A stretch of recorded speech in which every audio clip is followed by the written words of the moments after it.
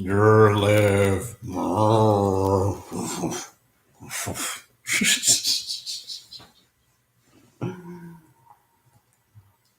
That means young brains. One of the first like scary movies I think I ever saw was Dawn of the Dead. I want to say it was like an 80s movie, but maybe it was a 90s movie. I don't know. It was like that one. It's like it's got that like I want to say microwavy kind of feel to it.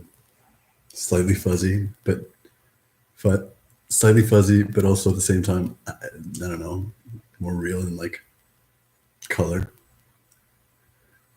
or definition. It's a weird thing to say about something this fuzzy, but it's true. Hi guys, I'm Elliot.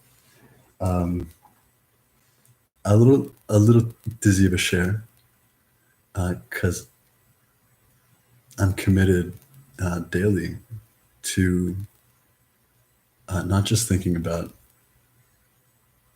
and not just like theoretically creating, but following through on the actions that make me happy, like in the moment that I'm doing them, which sounds elementary, especially even for someone that you would think would be happy. But it's always been really hard for me.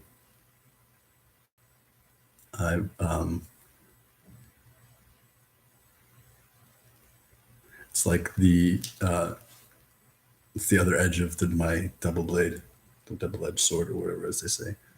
I'm like relentless with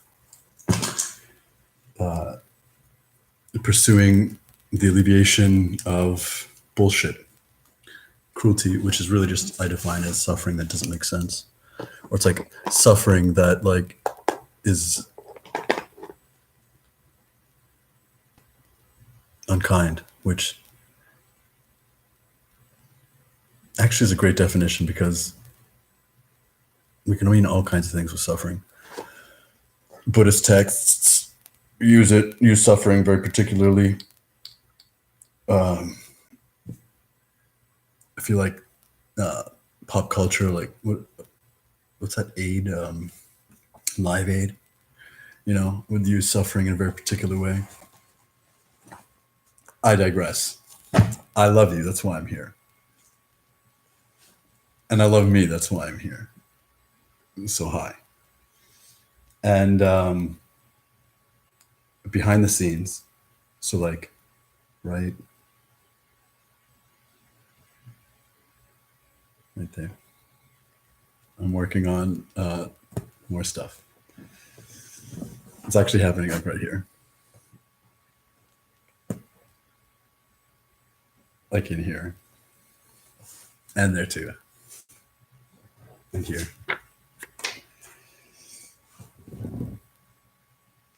And it's all really exciting. But what I want to share today is a simple way of looking at things, and also continued momentum for our work. So not just for shits and giggles. I'm downright not here for shits and giggles. I'm here to get to shits and giggles. I'm here to get to you. I'm here for you to get to me. I refuse for screen to screen to be anything but temporary, and as temporary as possible. But as temporary as possible still is when it is. So have we gotten the point? Have we made it? All right, good. What is there fucking redeeming about The Walking Dead? Elliot, I just like your videos. You know what? I don't even really like your videos. I have no idea what you're talking about, but I just really like your voice. And I want to know what you're talking about. I don't know what The Walking Dead is. Let me tell you. It's a zombie show.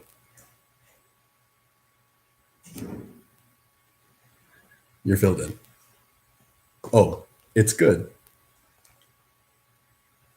If you like zombie shows.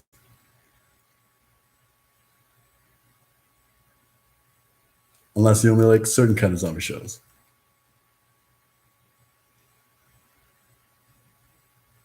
You wouldn't think that I'd be making a point, but I am. I'm making a point. And that's that like bullshit axiom of humanity needing a common enemy, because otherwise what are they going to unite around? That is like so GI Joe, like blatant propaganda for anyone that like wants to take more than a moment to think it through and be like, how could that be wrong? First of all, a common enemy disputes unity, right? Like that is the antithesis of commonality. But like if you, and now we're gonna get a little real, if you take like a closed system and then introduce it to another closed system, and then you border those systems, and so what's common in one system is uncommon in the other system, then the other system's downright alien. And so sure, you can unite a system against an alien system, but like you don't get a high five for that. It was already united. You get a high five when you unite systems. You get a high 10. Oh, Berks. This one's happening over here. High 10.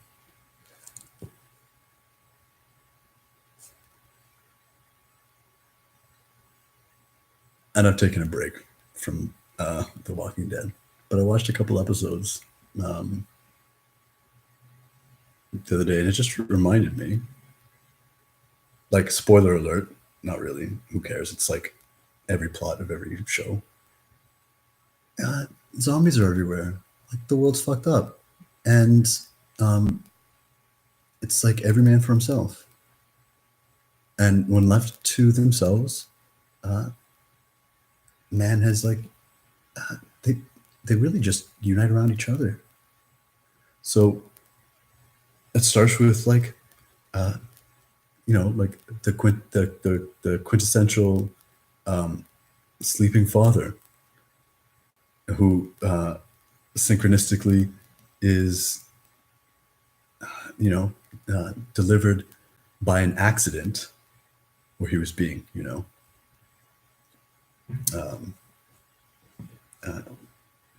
a champion, wakes up from a coma.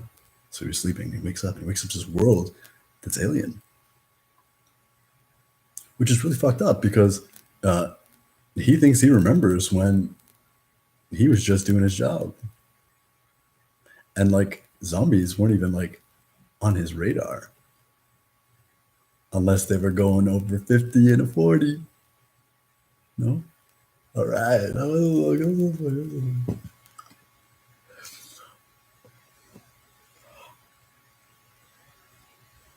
And his first instinct is his family, is his wife and his son. And then so on and so forth. Until eventually, actually, it's actually kind of interesting to examine in the way that I have to make this point. So at first, the adversary is like the zombies, but then you get a handle on them. And then the adversaries are like resource scarcity. And then you realize you don't need much. So you get a handle on the zombies. Basically, you learn to defend yourself and not be stupid. You recognize your needs. You've got your family. And your family extends, in part, for protection. But I'll tell you, that's always tertiary. It's a describing reason, and an unfortunately unconsciously defining reason, because truly the extension is tribe, is family. It's the more the merrier. But of course, your closed system of tribe, whom, when small enough, will just bump into each other, and by virtue of like first impressionable commonalities, it's like, we're going to go in the same direction, or we're going to pretend that we don't really see each other, or we're going to be like, I see you, and we're both going different ways. Right? But eventually you get enough people around, and you can't be ignored. So these tribes of wanderers, because it's like they don't, it's like there's a need to redefine homestead, hearth, and to be honest, that's usually it's like that's an easy affair if you're lucky, and common. You bump into another family that's been more or less doing the same thing as you guys, and instead of being like, peace be to journey, good luck to you, you're like, hey, I like you, you like me, let's be more people helping each other. Eventually, post the conflicts of, I'd say, like the greater tribe is a recapitulation of the initial challenges. Resource starts being it's not it starts it recesses from like a fear of resource scarcity and more resource management. Also, the perspective starts to take on time. There's less immediacy, and with enough people to stay awake while other people sleep, you can make home wherever your people are. That's nice.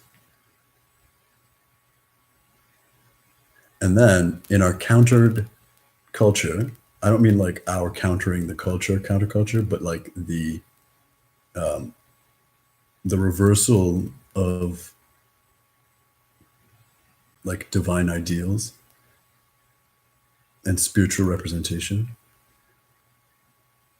So a reflection of like our contemporary modern society moving forward is the natural disaster. Spoiler alert, like there was a fire at the farm. It's like the first one, It's just shit you can't really foresee. And you try and foresee everything. And maybe even have a good backup plan. You might even like remedy some interstitial, interfamily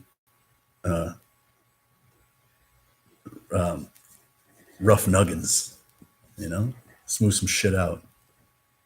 Basically cut some people from the team. Like, oh, fire. And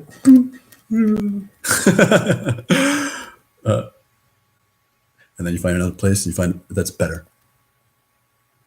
That takes care of the needs that weren't met from the challenges you can expect naturally. And it's now that your closed system starts to close itself off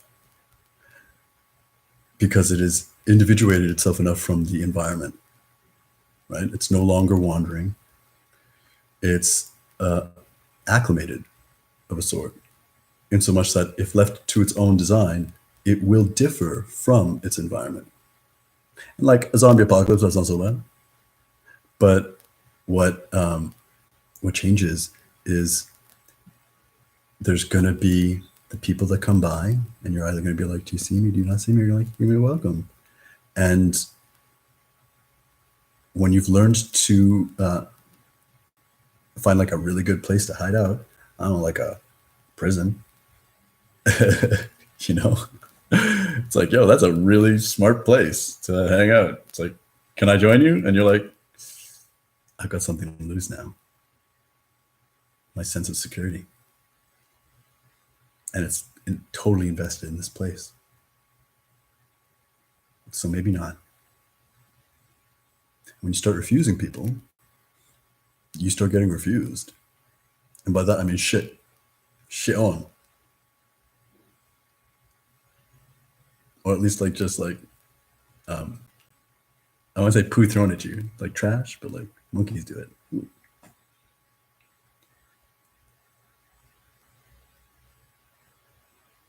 And I can't even really gripe against this. I even think that in the most noble expression of tribal maturation, that's cool. Violence need not beget cruelty. And it's not a matter of the strongest fit. Was it? I can't remember because it's so actually not true. The way people, it's like, what did Darwin say? The survival of the fittest. Darwin said that in a sentence with like, you know how some sentences are like that short and others are like a paragraph, but grammatically they make sense. That was that sentence. And it was basically prefaced and posted with there's no comparison. And I'm referencing this particular instance of like genetic mutation possibility. And it was Aldous Huxley who actually took that, and really he's just a person. It was his tribe, his like geopolitical tribe that took that that frame of reference and superimposed it on linear simple thinking, and then reinforced it with ridicule for anything else. Use big words like jeans. Anyways, so we're in the prison, and you're having to defend yourself now, possibly against good people that misunderstand you. Because now, I just like fear of the unknown starts to include people just like you.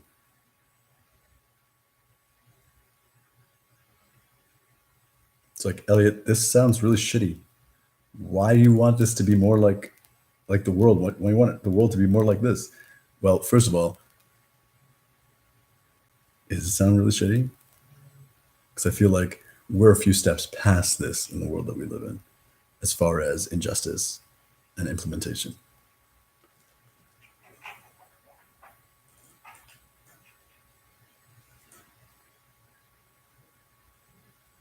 And now I'm going to skip. Now I'm not going to skip anything, but we can jump forward after the prison, after the fighting the good. Now you're fighting good people, and you've got natural disasters, and you're hanging around with people long enough that like, fuck, I liked you for a week, but you suck to be around for longer than that. I didn't know that, right? And shit, it's a zombie apocalypse, so maybe they didn't suck for like after a week and like when everything was fucking lazy. But you know, shit. When shit is shitty, shitty is shittier. And again, I don't really mind that. It's like that's the sand in the clam, baby. Yeah, I said that. What up?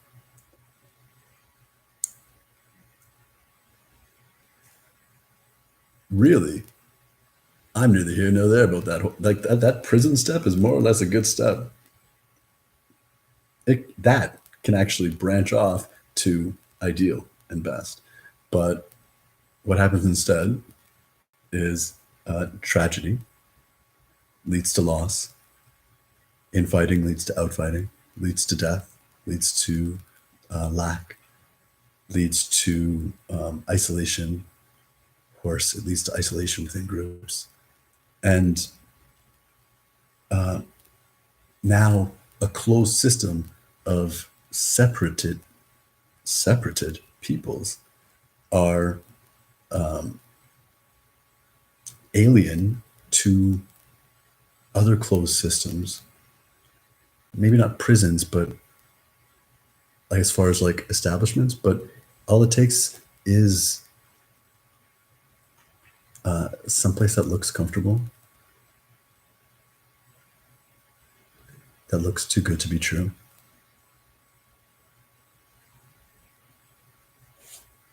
And feels a little bit off. Because that's your intuition telling you,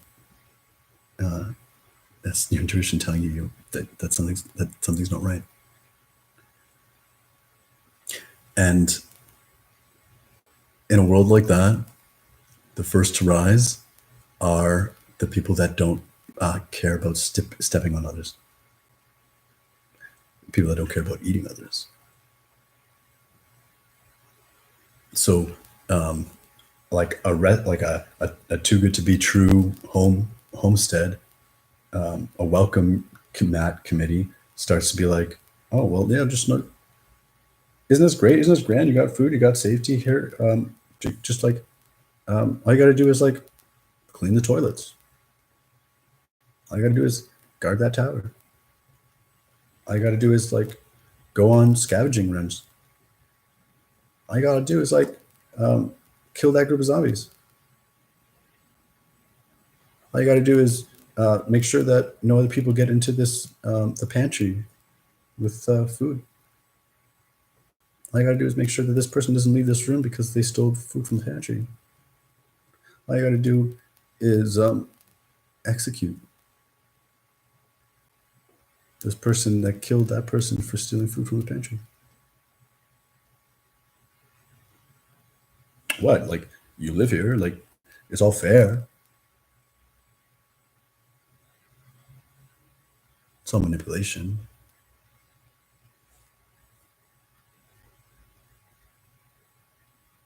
And those closed systems are meant to fail. That lack of integrity, that lack of character expression,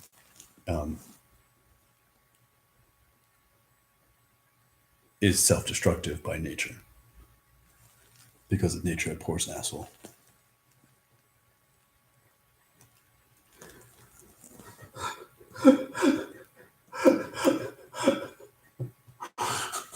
Tell me you thought asshole and vacuum.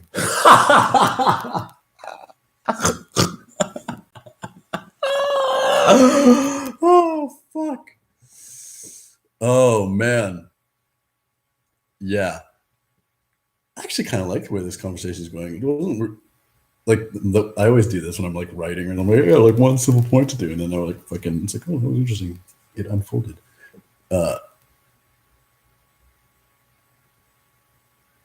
The next most realistic thing is another step of pseudo safety that's more embodied and has more integrity than the bullshit one. But eventually, we're skipping to a kind of end, a kind of like penultimate revolution. Revolutions differ from evolutions by virtue of their bidirectionality. Revolutions can be good or bad. You don't evolve into a moron, but you can revolve continuously through the door and go nowhere. Except it's fun, and that's evolutionary. The penultimate is the idealized monster. In the show, this is where I kind of like, I don't know, my intuition guided me differently. Yes, the intuition guided me to watching The Walking Dead. Intuition guides me fucking everything. And if you're not quite sure what I mean by intuition, I made a really defining or redefining video on intuition that I think that would be interesting for you.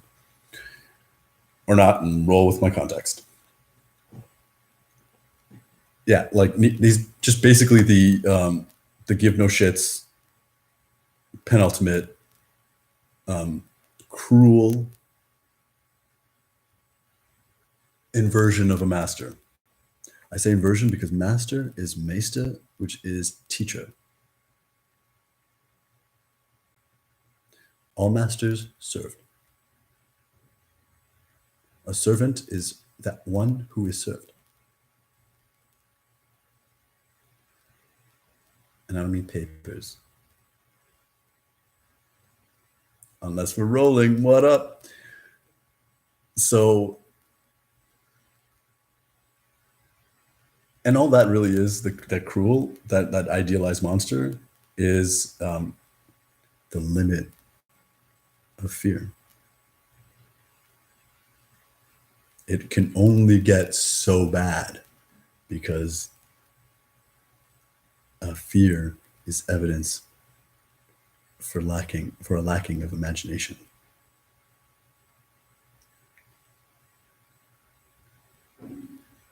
It's in a system like this that you will find the absolute, I'd say the worst of mankind. The when we say patriarchy, when we say it's well, like when you think of this monster, you think of a man, don't you? Of course, because men are monsters. But you don't think Negan's got some woman that he thinks he's in control of, but she's as frightened as he is, and they've both got as much power as anything.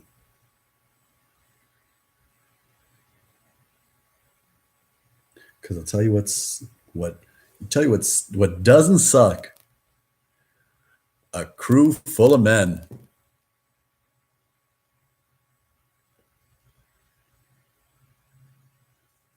We want sucking. Now, what am I talking about? I'm talking about sucking titties, but you were thinking sucking dick. Just pointing out like how easy it is to fall into different kinds of like gender assumptions that are actually a lot more like balanced in their fucked upness and reverence. Just saying. I wasn't only thinking titties. Moving on. I was like, oh, but now they think I'm talking sucking dick. I was talking about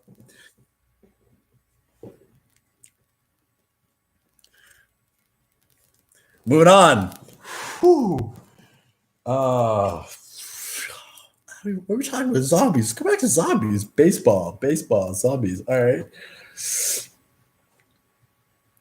So like that was interesting. I kind of see now why the world could be a little bit more like The Walking Dead, but I don't know if that had anything to do with it. What the fuck are you trying to say? I just love how simple that progression is because that will never win. And what made me think this was I watched for like 5 minutes of an episode and I was like, yeah, okay, no, I'm done. But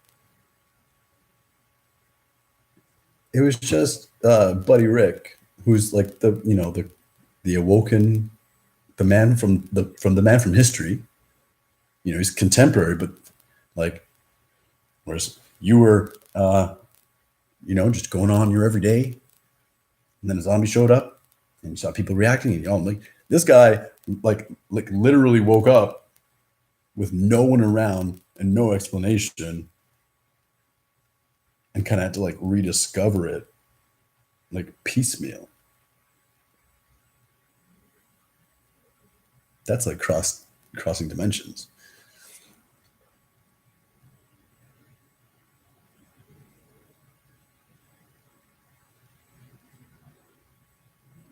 He just gave one of those like fictionalized, and by that I mean authored renditions of the human spirit, which you can find in every form of art, better and worse.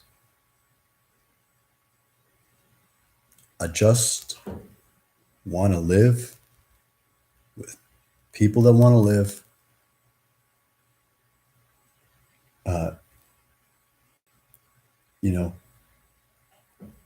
Abide, kindness, and smiling,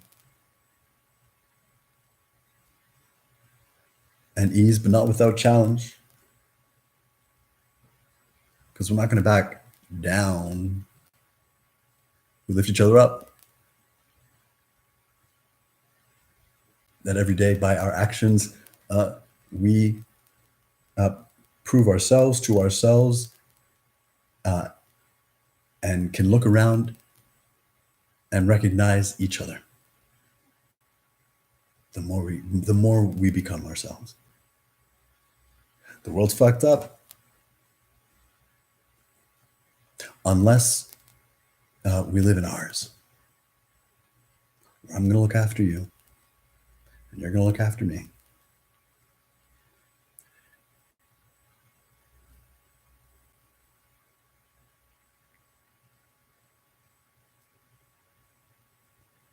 And we're going to look before each other too.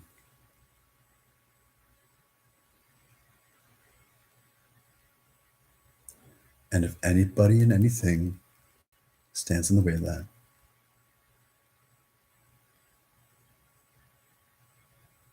then it's like its time of standing will be limited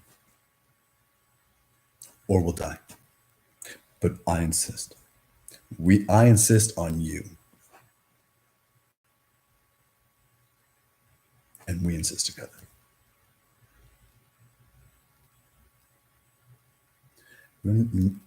It's like, that's not no fucking July Independence Day. Let's blow up the alien ship speech. Although I'm pretty sure I cried like for the first time in a movie as a kid with that speech. Oh, stuff.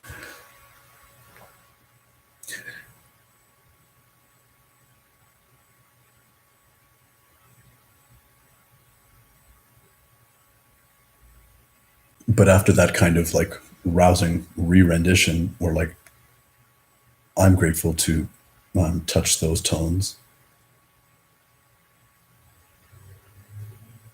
I'll end with this, which is really just the post entertainment and what I mean.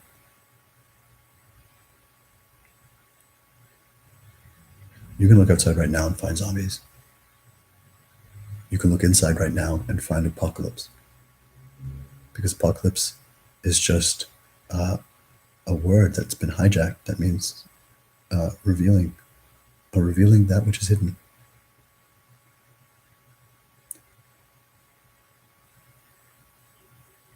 And if you skip ahead to your worst parts, you know, like I do,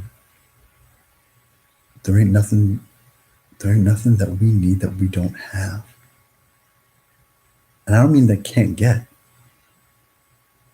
Like, as far as resources, we live in abundance.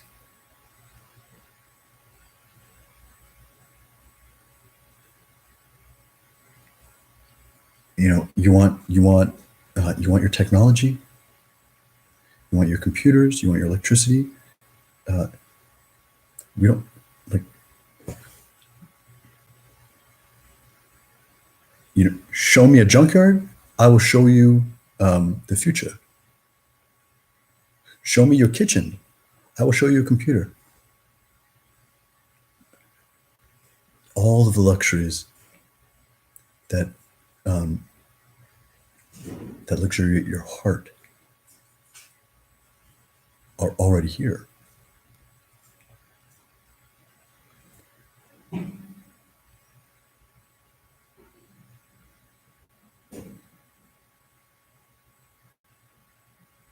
You deserve to do what you want to do every day, in every way. In the better world that we are coming together for, there's no such thing as every person doing their part. It's every person is part of what we're doing. You don't feel like helping out? I'm not even going to notice. I mean, I'll notice you, but I'm not going to notice anything that looks like you're not helping, because I can only see you helping if you're in front of my eyes.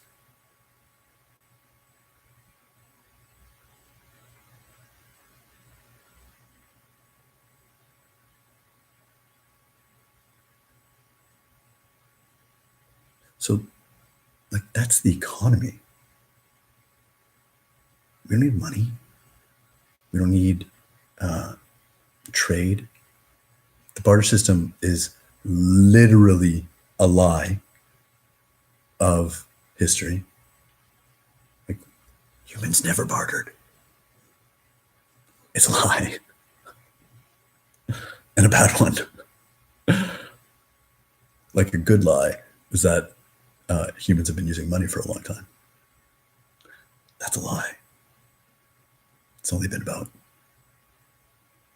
400 years. But there are coins older than that. What do you call a coin? Just because you find my thumbnail, or rather my phalanges, and then in the future you start walking around with it and calling it pennies, doesn't mean that that's what they were used for. That's it represented. It's like, you know, those phone booths that take little the pictures, the photo booths that take pictures.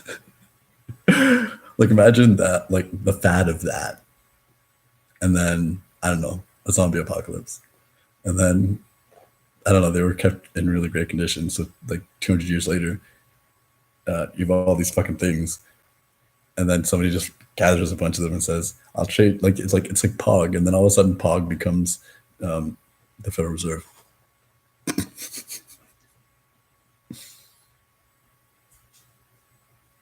My point is, you don't keep track of what you're not tracking.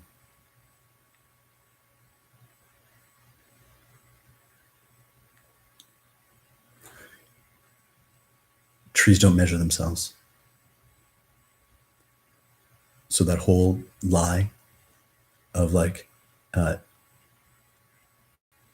nothing gets, you got to measure it to know it's improving.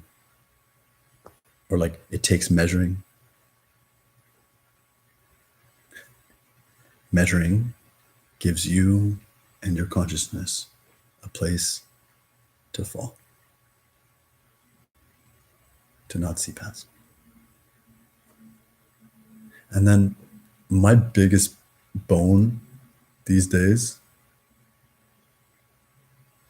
it's not my humorous, I'll tell you.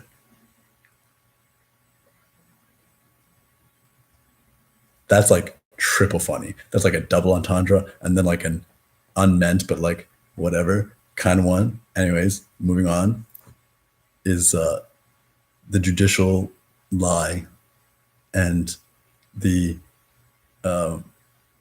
obviousness of the perversion that is called governance. If, like, in The Walking Dead, just in that little scenario of like, Buddy stole from the pantry, you see, like, jurisprudence was actually quite appropriate. Like, did you steal from the pantry? Yes. It's like, why'd you do that? It's because I want more. It's like, well, you can't have more. Don't do it. I'm gonna lock you in this room because, well, fuck, really, you just have this. We're just gonna watch you for a little while because you've abandoned our trust. But you know what? Nothing wrong with that. And then, he's an asshole. He gets himself killed. There are worse things. And I'm being extreme, but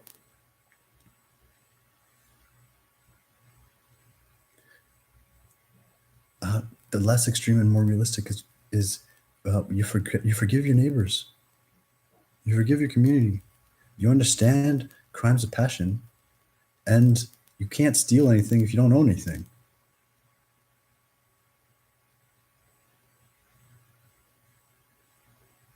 You don't need 911.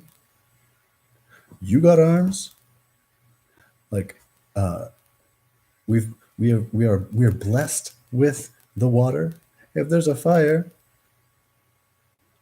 we'll handle it. If there are assholes, I've never met anybody that shouldn't be afraid of me. If they're trying to, if they mean to cross my boundary for goodness.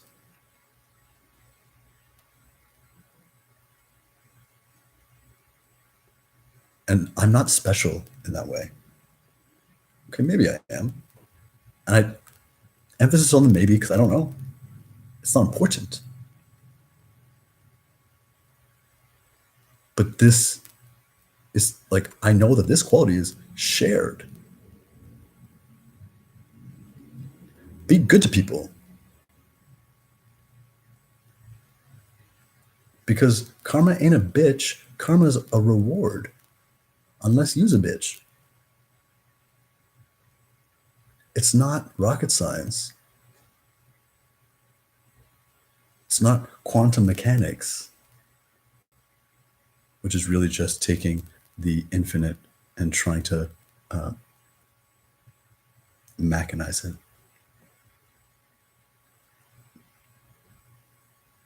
There's nothing mechanical about life.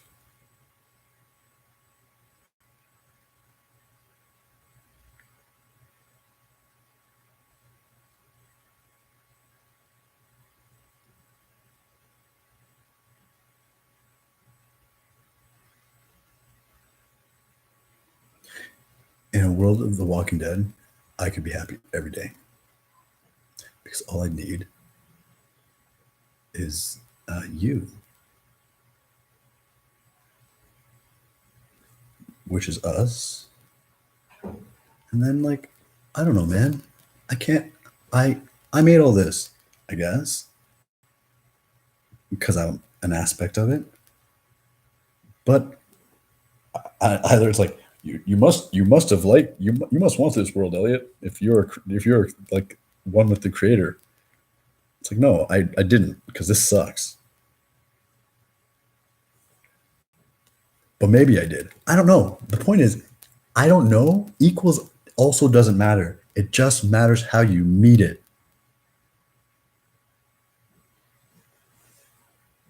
Maybe don't use meat when referencing zombies, because it's just like weird mouthfeel. Oh, eating veggie tonight. For real.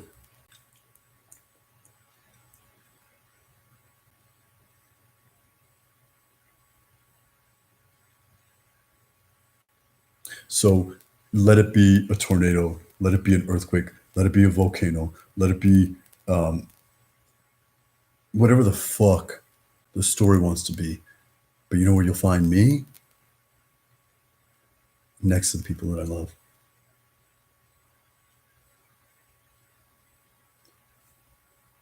And there will be natural disasters,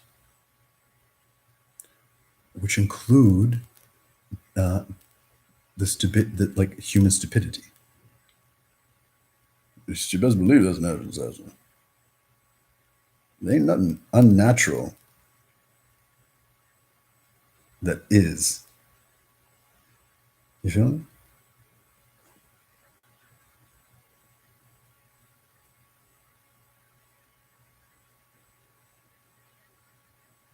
And the future is not a fucking going backwards. In fact, finally, we're moving forwards.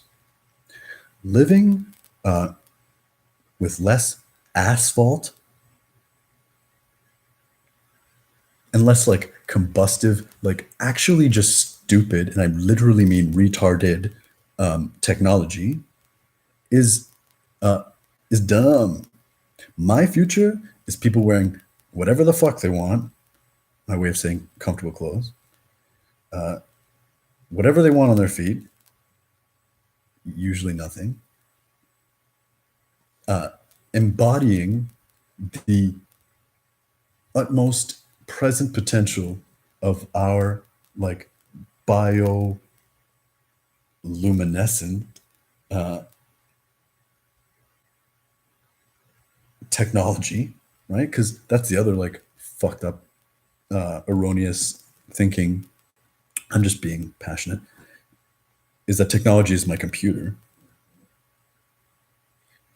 Spend 5 minutes sitting across from me, and I'll show you human technology. I'll show you myself. And it'll be like, that is so cooler than a cell phone. And I don't mean something charming to say, or like a peculiar fart that I can like tune.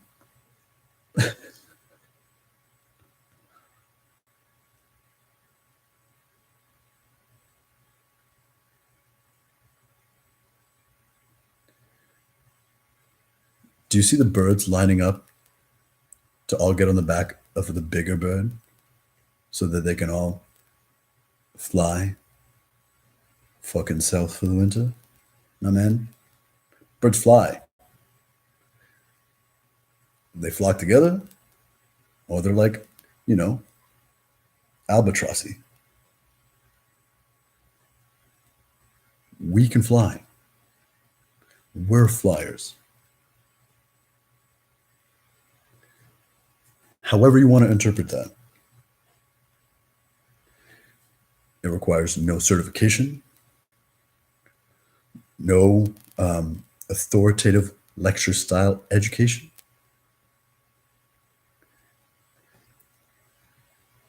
Everybody that wants to can learn all the opportunities of engineering, medicine, fitness,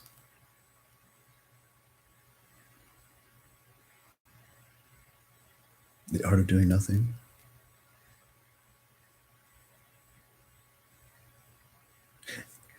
Am I being like too radical, or is it just like super obvious how like most of accepted social life is obviously redundant, dumb, self-destructive, depressing, boring, and nonsensical? Like it leads to it. Like if it led to nowhere, I would go there. But when you walk around in a small circle, you're not even leading to nowhere. You're just shitting and then picking up your own shit, eating it and shitting, picking up your own shit, eating, shitting, picking up your own shit, eating. Where else is the shit going to go? It's a very tight circle. Assholes.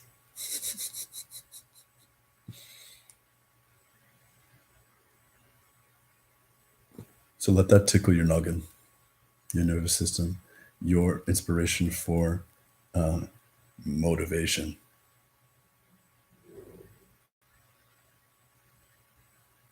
Where do you want to live? How do you want to live? And then pretend you're waking up from a coma.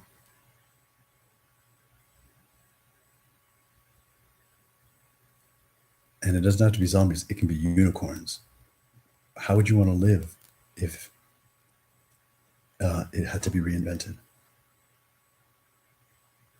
And then instead of stopping, this is my pet peeve. I'll close with this because I'm getting hungry. That's all. Can you believe that? Oh, now I'm not hungry. Anyways, my pet peeve. It's like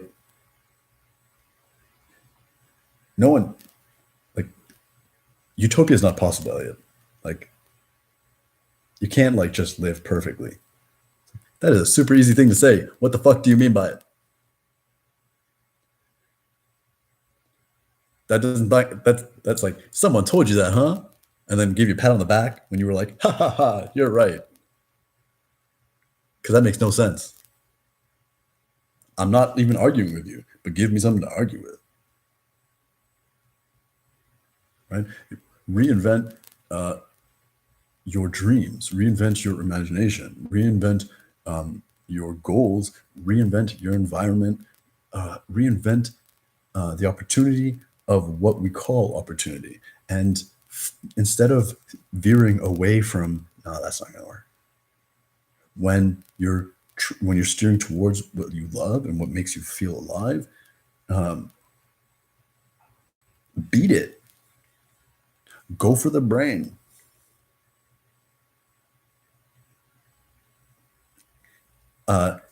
Human heads, solid. Zombies that get all like water soaked and long, no, they're flimsy, man. You can like spit, brain shot.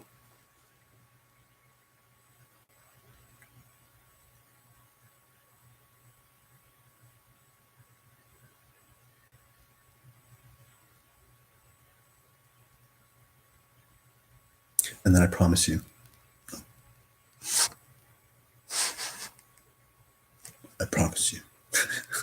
it's not really working. I promise you, I do promise you that if you employ your imagination in this way, then unforgivingly, your soul,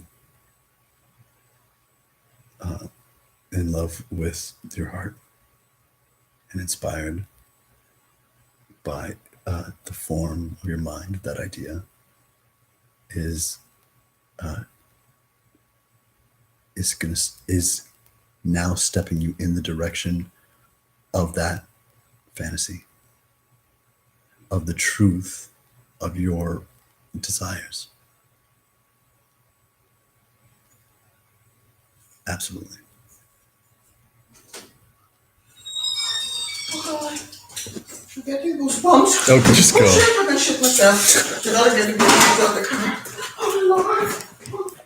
Like I have time to mute it.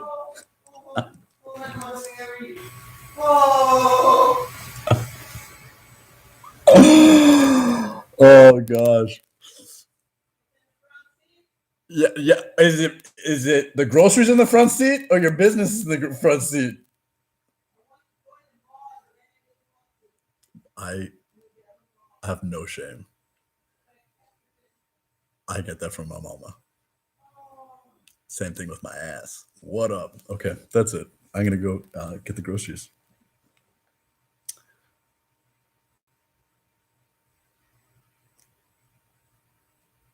Which is almost like scavenging and then bringing it back to my family, which is true. Even if the family in my dreams looks a little different. What will be, in hindsight, is what was, so it already is.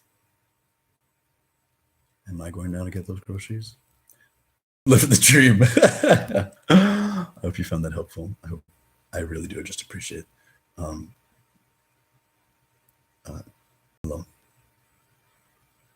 None of it is possible unless we hold tight to the inner belief in knowing that we're not, but instead knotted in love. Love is not living the dream. I do love you, and I love love. And it's a great time to sharpen your axes. Namaste. Oh, I'm so embarrassing. I love her. Like, not for me, for herself, but she'll never know. And then she will, and then she'll forget she's wicked like that. For me, no. Now I'm self-analyzing her as her, and that's just not kind. We all have our strengths, our weaknesses. For my mom, it's her shrinkter. Peace!